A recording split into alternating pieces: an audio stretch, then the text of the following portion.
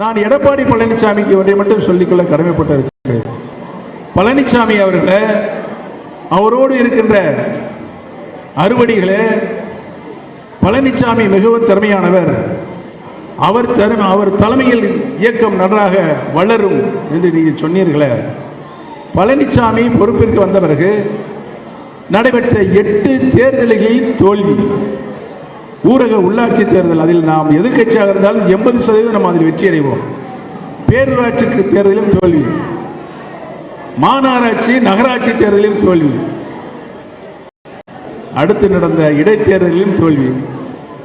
நாடாளுமன்ற தேர்தலில் 39 இடம் போட்டிட்டோம். ஒண்ணு கண்ணே கண்ணு தேனி மட்டும்தான் வெற்றி அடைந்தது. 38 இடங்களில் தோல்வி, 38 இடங்களில் படுதோல்வி. சட்டமன்ற தேர்தலில் அதற்கு முன்பாக வருகின்றது எதிர்நோக்கி, அதற்கு 1 மாதம் முன்பாக திறமையை ஆட்சி செய்கிறாரு, எல்லாரும் பாராட்டுறாங்க, அதனால மீண்டும் அவர்தே முதலமைச்சராக வரன்னு சொல்லி ஒரு தீர்மானத்தை தலைமைகளுக்கு நிறைவேற்றணும்னு மாவட்ட செயலகத்தில் பேச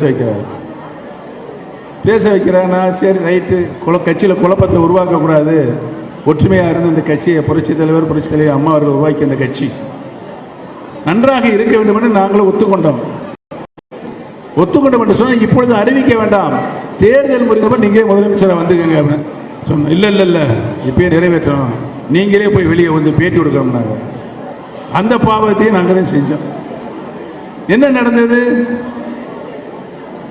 எடப்பாடி பழனிசாமி தான் முதலமைச்சராக வர வேண்டும். நடந்த சட்டமன்ற தேர்தல் என்ன நடந்தது? அவர் முதலமைச்சராக வர முடிந்ததா? இரட்டையில் தோற்கடிக்கப்பட்டது. ஏன்? பொதுமக்களும் கட்சியுடைய தொண்டர்களும் அவரை ஏற்கவில்லை, நம்பவில்லை. இதுதானே நடந்தது.